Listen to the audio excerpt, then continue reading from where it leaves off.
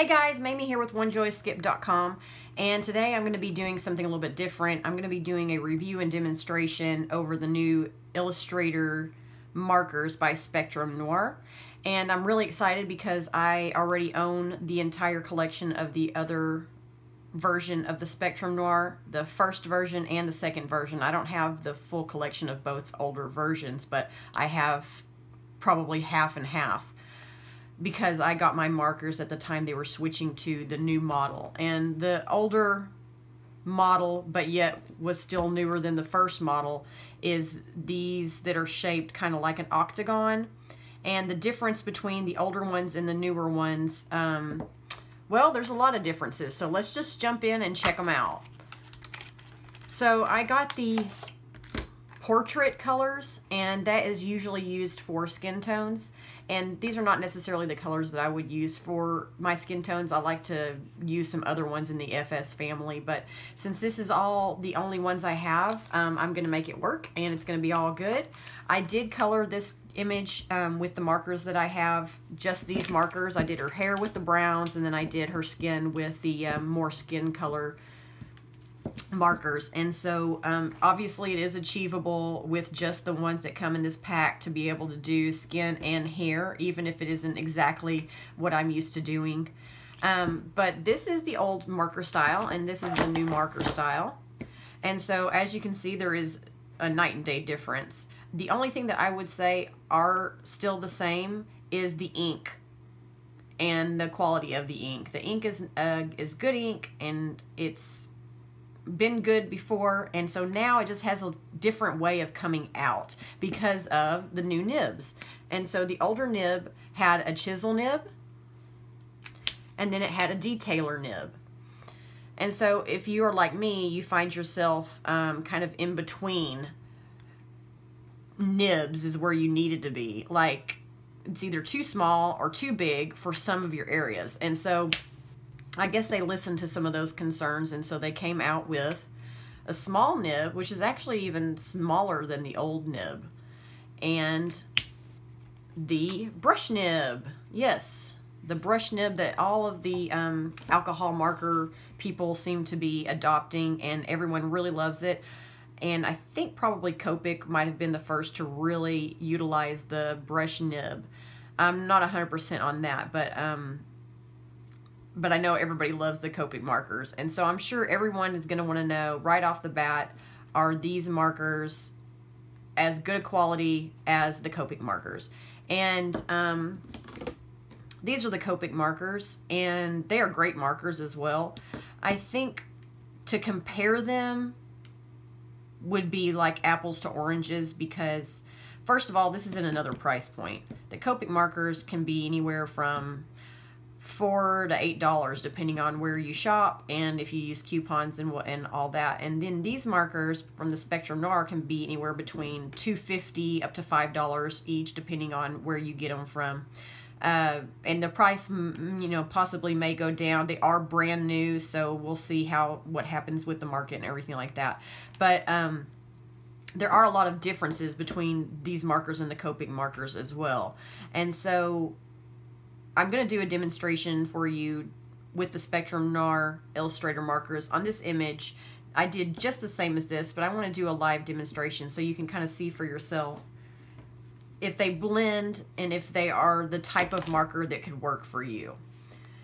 So let's just jump right into it. I'm going to take my brush nib and just kind of go over the entire image just to get it a little bit saturated. And I am using a Copic blending paper. Well, like I say Copic, everyone uses it for their Copics. It is called Express It blending paper, and I love it. I use it all the time. I did get some Nina 80-pound Solar White cardstock as well, and I feel like that soaks up a lot of my ink. So I'm really pulled back to this paper because it doesn't use up all of my ink, and there's a lot less bleeding that happens. And so if I were to recommend a paper, I would say to get the Copic or the Express It blending cardstock.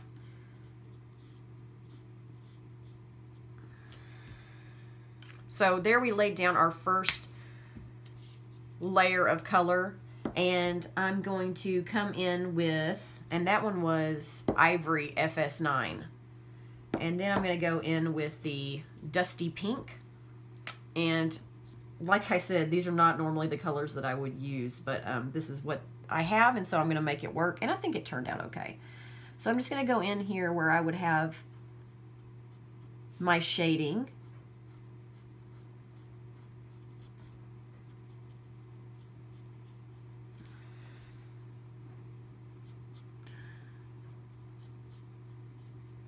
And I'm doing just very simple shading, just to show you guys what the shading can achieve, or what can be achieved with these markers.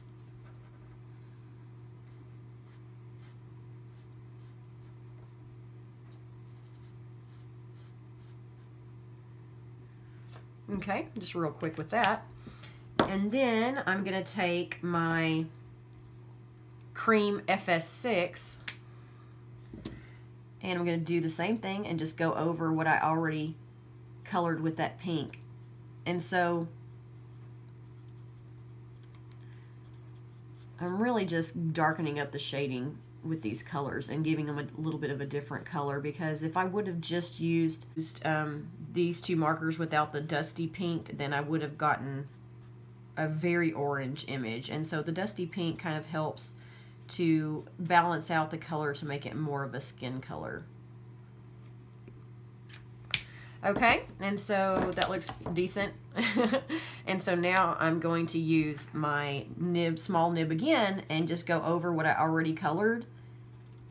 And this is just going to help those colors blend and pull them out a bit.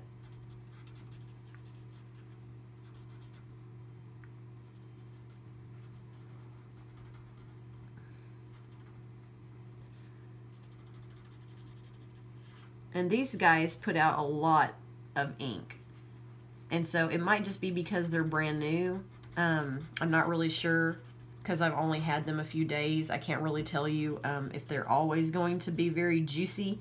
But in my experience, most markers put out a lot of ink at first, and then after a few days it's a more normal amount of ink, and it's not just like pouring out all over your paper.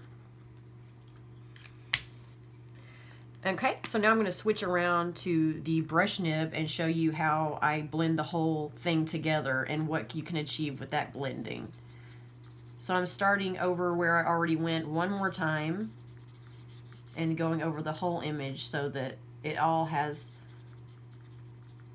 a nice flow. And I'm doing very fast coloring. And so I did the other image to my left there with these same markers. The coloring might be a lot better because I had a little bit more time to do it, and so I was able to be a little bit more careful. And so for this side over here, I'm just trying to demonstrate what you can achieve. And without everything else being colored, the skin is going to look a lot darker than after you're totally finished with the whole image. And so this is what you get. If you still have like a few little lines that are, you know, getting on your nerves, you just go over those just a little bit more.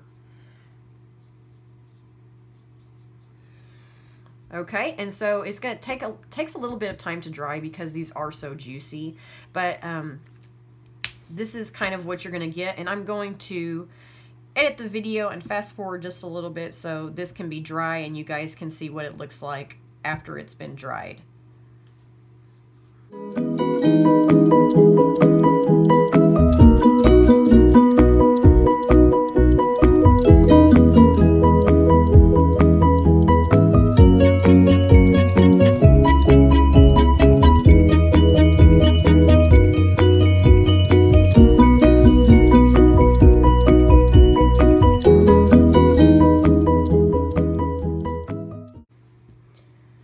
Okay, so now our image is pretty dry, and as you can see, the blending is good. It is pretty even. You know, I colored it really fast, and so it's not my best coloring job, but if you're able to take your time, you're able to get a great blend. And like I said, this is what I did when I had a little bit more time and I was able to color more of the image too. Her eyes and her hair, it really makes a difference in the color of the skin tone and the shading, etc. And so, but with just this being colored by itself, I think the shading is good, the color is nice, and the saturation is good. There's no bleeding. And yeah, so I guess you can be the judge on if these markers would be good for you to try out. And I will try to find out if they are selling them on Amazon or other places like that. And if I can find that, I will put it in the description box below so that you can find them for yourself if you'd like to try them out. And if you have any questions for me or any comments, please leave those in the comments section. And I hope to see you guys next time. Please subscribe to my channel, and I will see you soon. Have a good day. Bye.